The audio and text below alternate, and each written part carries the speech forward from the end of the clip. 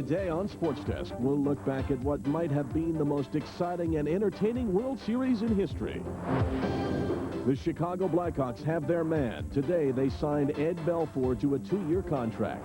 And this is Monday. That means we've looked at all the videotapes, and we'll have our plays of the week.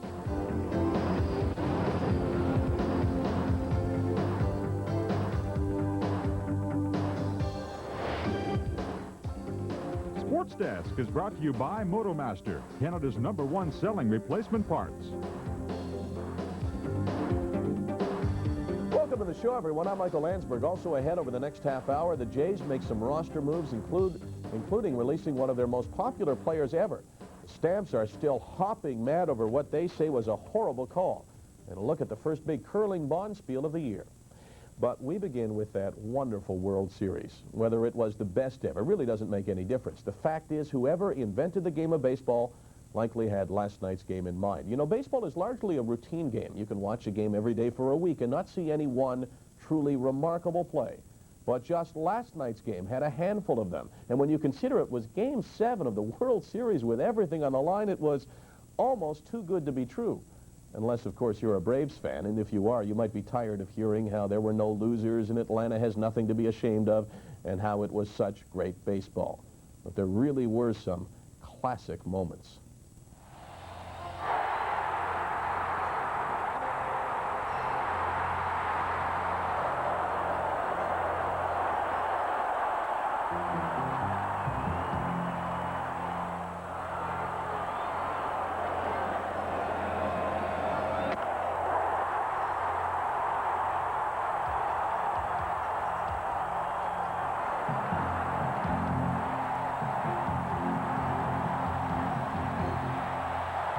One of my favorite guys won the ball game for us tonight, Mark Limpy. He's the original dirt player, tough kid, comes to play every day, and happy to see him do that.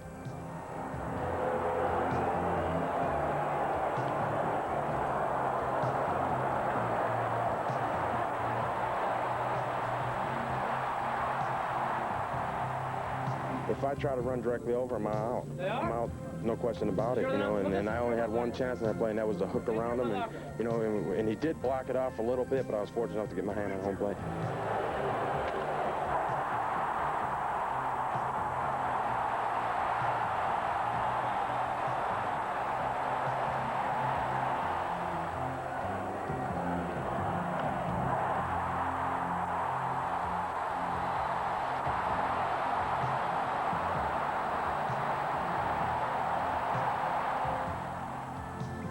That's an awesome feeling, man. I watch guys do it, you know, the Randy Bushes and the Herbecks and the Leases and on the Gladdens and all these guys, man. I've never experienced anything like that, man. It was a great feeling.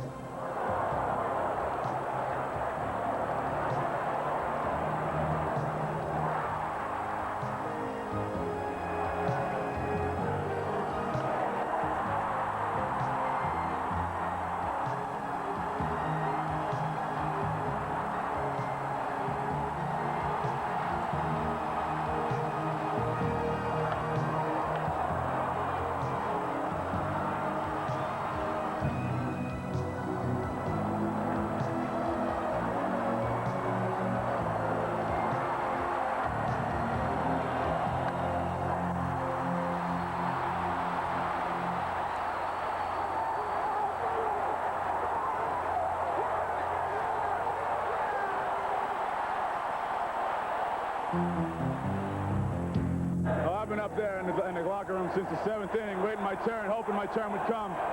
And it kept bypassing me, and I knew I was going to hit for Jarvis in that last inning if the occasion arose, so I was ready. About 30 minutes ago, you know, I was hurt. You know, felt really sad. You know, wanted to cry. But now, you know, I'm just sinking in. All that won't help anything. You know, there's no more games this year. You know, so just take the fact that, you know, we're beating in the World Series, and I mean, and just go on from there. Perhaps the best pitching performance in years was delivered last night by the Twins' Jack Morris. What he did through 10 innings last night to me was more impressive than even a regular season no-hitter. Could you believe how strong he was in the 9th and 10th? And the Braves, after 120 pitches, couldn't touch him. And what makes Morris's performance last night and all season long even more impressive and surprising is the fact that his career appeared to be on the downside as recently as last year. Last winter, nobody wanted Jack Morris. Baseball's winningest pitcher in the 80s was a free agent, but was coming off a pair of subpar seasons with the Detroit Tigers. The Minnesota Twins decided to take a chance on the then 35-year-old who was born in St. Paul. They were hoping that his experience would solidify a young but very talented Twins pitching staff. Morris won 2 division titles and won World Series while with Detroit, and he was the workhorse of the Tigers staff for 12 seasons. But this may have been Morris's best season ever. He won his 200th career game in April. He reached the 2,000 strikeout plateau in May, and he was the American League starting pitcher in the All-Star game at the Skydome in July. But Morris saved his best for the postseason, proving that he is one of baseball's best money pitchers ever. He beat the Blue Jays twice in the American League Championship Series, winning games 1 and 4. Then in the World Series, Morris won Game 1, left Game 4 with a 2-1 lead, and then tossed an incredible 10 shutout innings to win Game 7. I just looked him right in the eye and said, Tom, I got a lot left, and we don't play tomorrow. And I think I convinced him that I had some left, and Suchi told him to let him go out there. And it was great. It was clearly one of the best pitching performances ever in the World Series. Hard to believe that just 10 months ago, nobody really wanted him. Could have been saying the same things maybe about John Smoltz and how well he pitched. This wasn't the first time that there's been a dramatic 7th game of the World Series, but there sure haven't been many of them, and we won't have to rely on our memories for some of the things that made it special. Some have been written in the record books. Here were some firsts from this World Series. The first time that there have been 3 extra inning games. It's the first time that 4 games have ended with the final swing. It's the first time that a scoreless game has gone into extra innings, and it's the first time that 42 players were used in one game. Now, these ones aren't first, but they haven't been done in a while. It's the first extra inning Game 7 since 1924. Of course, you remember the Senators beat the Giants 4-3 in 12 innings. I think we had that one on TSN. And it's the first 1-0 Game 7 since 1962 when the Yankees faced the Giants. Never easy to lose a World Series, but contrast what the Athletics were feeling last year when they got swept to what the Braves must be feeling right now. Atlanta will have to live with the memories of all the ways they could have won it. All the ways they should have won it, maybe? And who can even relate to what Lonnie Smith will experience over the next few months? He'll be reminded daily that he should have scored the World Series winning run. The Braves return home to Atlanta right after the game last night.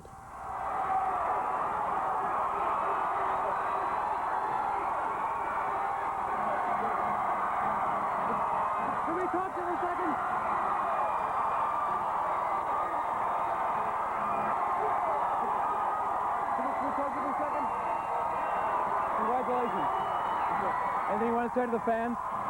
You know, we try the hardest, but, it didn't come out that way. But next year is a different season. We're going to get somebody next year. Congratulations. Pray like hell tonight. And all right. This is the sun on our top. All right. Hey. I can still remember the Twins celebration and parades from 1987. It was absolutely wild. And did anyone think after their season last year that they'd have another parade even this decade? They'll hold the first part of their parade tomorrow at 10:30 in St. Paul, then shift to Minneapolis and proceed to the Metrodome for a rally with speeches. I don't know about you, but I still find it hard to believe that the Minnesota Twins are having another World Series parade.